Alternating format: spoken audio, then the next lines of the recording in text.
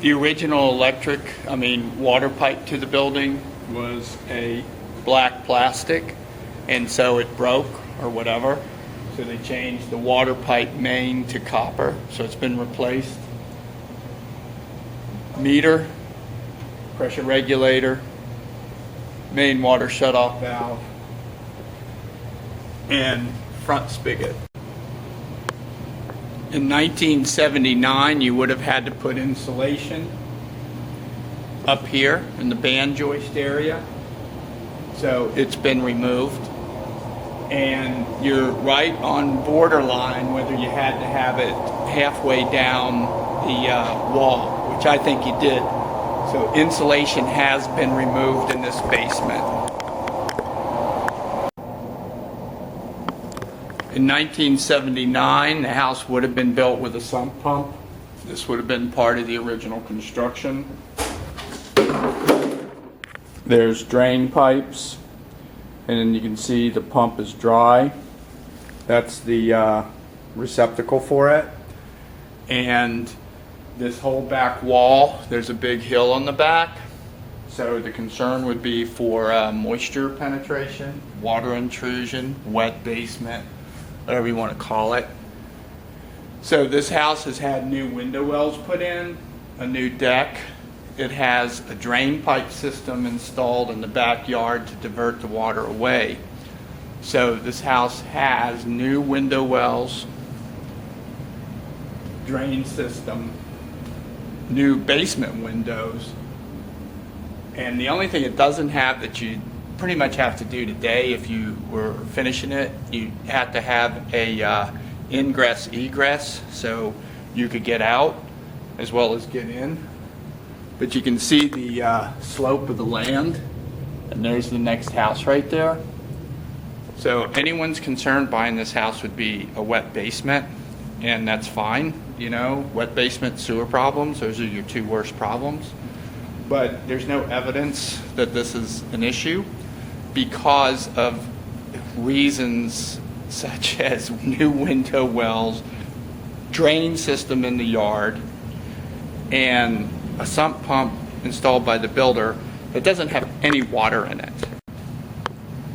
So your water heater will be a power vent system where it actually is plugged in and thrusts the gas out that 3-inch tube. And the furnace now becomes high efficiency where you have air intake and gas exhaust outtake, I guess. And this doesn't have to have any gas combustion makeup air because it's a closed system. And when it does run air conditioning, you know, humidifier, all this works. This guy here in this house is really awesome. But the water goes into this condensate pump, and see this tube right here? That one is actually from moisture condensation from gas combustion.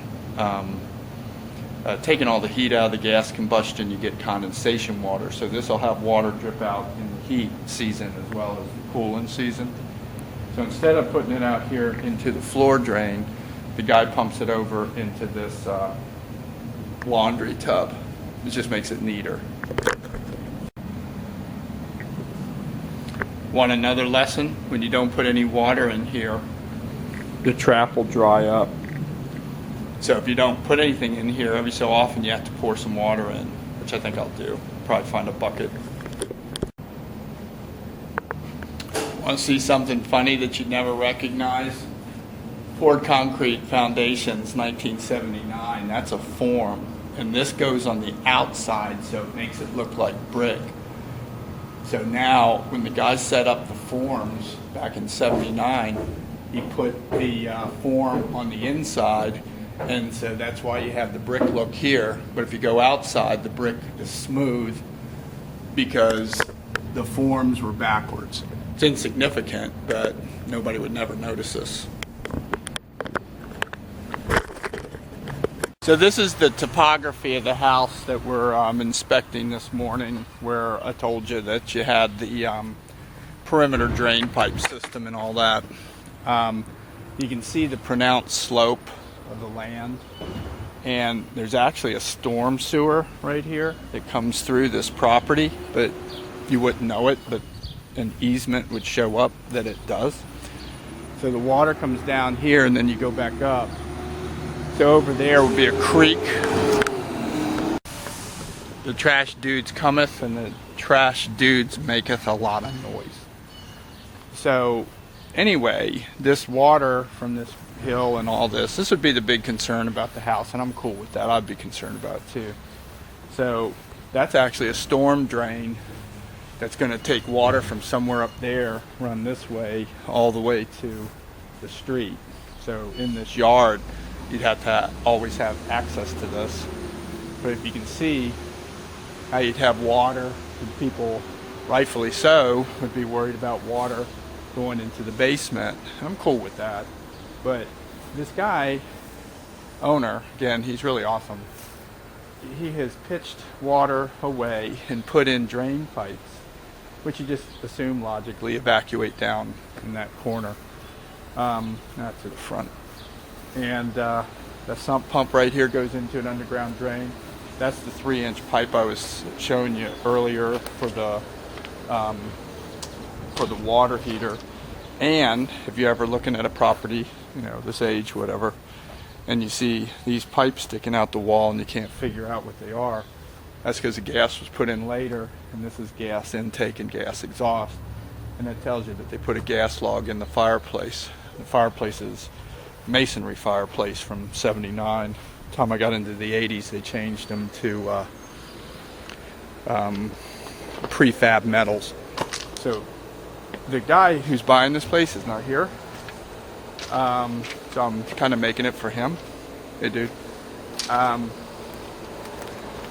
To show what I see. And if you say you don't have a wet basement or you're not concerned about this, you can't just say that, because you're always concerned. And you could have a wet basement at any time. Inspection School 101. But provisions have been made to drain water out that I can't see anything else I would do to improve it.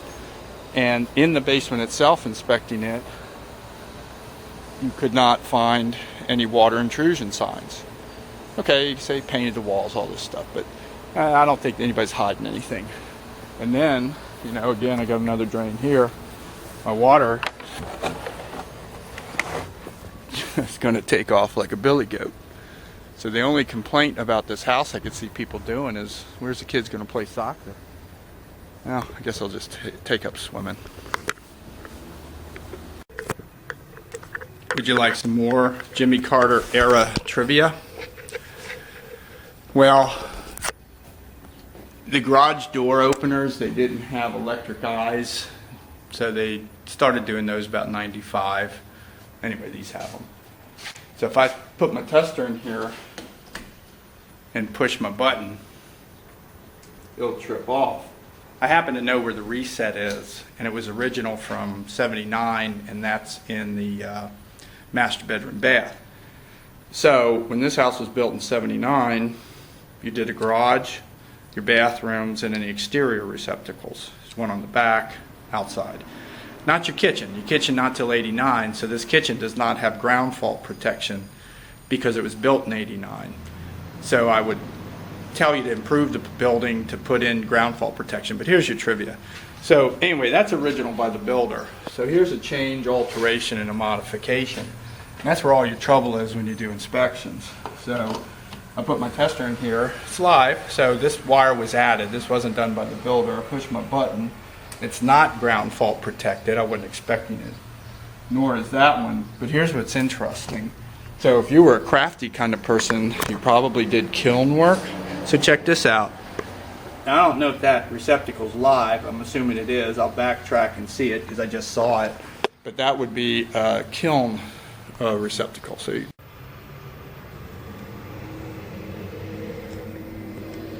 would you like to see what I consider to be the perfect attic, even though it's really hard to show you? This is the '79 attic, and you have blown fiberglass insulation, probably about 10-12 inches worth, and there's no Volkswagen engines up here, tires, cribs, storage, and it's all perfect.